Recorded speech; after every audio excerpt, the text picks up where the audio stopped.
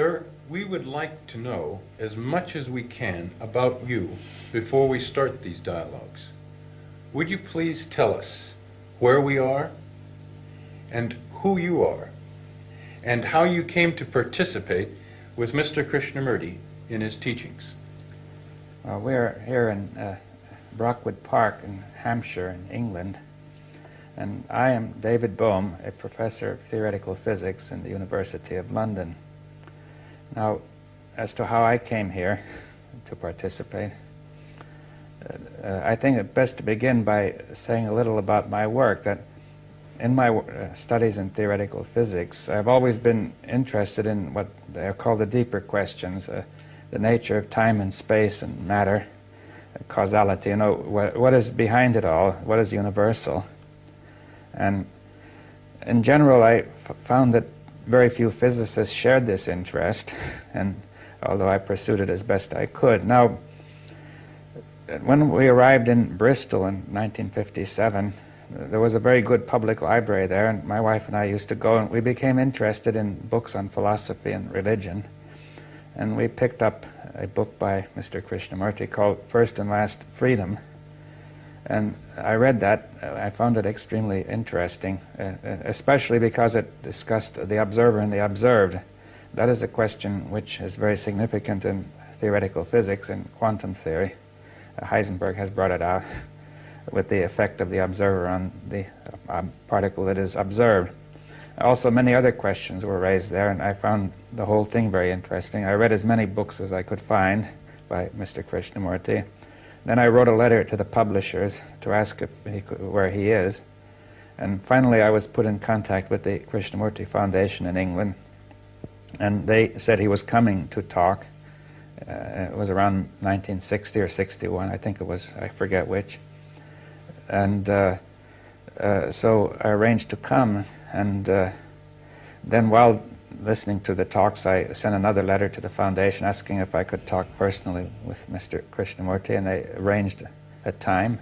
So we met, and we talked. I think at that time I told him about my ideas in physics, of which he appreciated the spirit. And then every time after that, every year when Krishnamurti came to London, we arranged to meet once or twice, until later I began to go to Sonnen in Switzerland, and there we met more often. And finally around 66 or 67, there was a plan to make a school in which Krishnamurti asked me to take part. And gradually the school was organized here at Brockwood Park, and I have been coming regularly. I'm a member of a trustee of the foundation, which is responsible for the school, and also come down to discuss with people and take part generally. And we have gone on discussing the questions which you will see arising. So that essentially explains how I got here. And you, Dr. Shainberg, we'd like to know about you. Well, I'm a practicing psychiatrist in New York City. I first came to read and think about what Krishnamurti said as early as 1949, 48, when I was about, let's see, how old was I? I was about 18 or 19 then. And through the influence of several concatenations of events. One, I suppose the main one, was my father, who was involved at that time with reading Mr. Krishnamurti. Then there was the fact that I was very interested in Karen Horney's psychoanalytic theories, and then in Harold Kellman's theories, which had been developing along the same lines.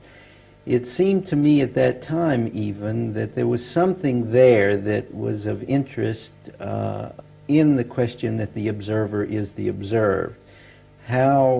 What the meaning of it or the feeling of it, I can say, was only in a kind of intuitive awareness that this seemed to be the direction in which I wanted to move.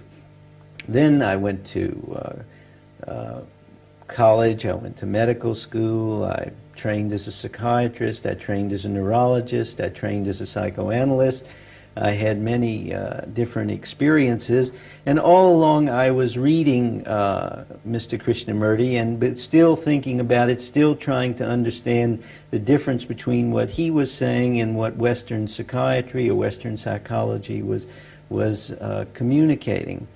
But it's only been in the last, I would say, 5 to 6 years that I have really begun to feel that I've begun to understand how I can use it in my work. And most of that stimulus has come from meeting Dr. Bohm, who has moved my thinking along. And I've come to feel that specifically there's something about the way we think in psychiatry, which is that all of the theories deal with fragmentation and the relationships between fragmentation. And most of them do not have any understanding of the holistic action or the holism that gives birth to this fragmentation. So that very often it seemed to me, and it has seemed to me, that most of the theories that we have analyze and break things down and break things into pieces, which collaborates with the very problems that our patients present us with. And again, I feel very similar to what Dr. Bohm said, that we have never really gotten in psychiatry, and Mr. Krishnamurti's work has begun to help me to understand it, that the relationship between the observer and the observed in the very patient-doctor situation is very important, and that the very theories that we create are part of our very problem, that the fragmented people that we are, the fragmented theorists, represent fragmentation and then call that the thing that we have to treat. There seems to be a basic problem here that I feel will come out in these dialogues, since I've talked with Mr. Krishnamurti many times, and that point the way to how we can get through this problem of the fragmentation. Mr. Krishnamurti, how can the viewer best share in these dialogues? How can he gain the most from the experience? I think it all depends how serious you are. How serious in the sense, how deeply you want to go into these questions, which is after all your life. We are not discussing theoretically some abstract hypothesis, but we are dealing with actual daily life of every human being, whether he lives in India or here or in America or anywhere else. We are dealing with the actual facts of fear, pleasure, sorrow, death. And if there is anything sacred in life, because if we don't find something real, something that is true, life has very little meaning. So, if you are really serious to go into this matter very carefully and with care, with attention, then you can share a great deal. But you have to be serious, really serious. You have to do it right through your life, every day of your life. And if you listen to it, listen with care, with attention, with a sense of affection, not agreeing or disagreeing, that anybody can do. But if you really care to find out how to live properly, what is the right relationship between human beings, then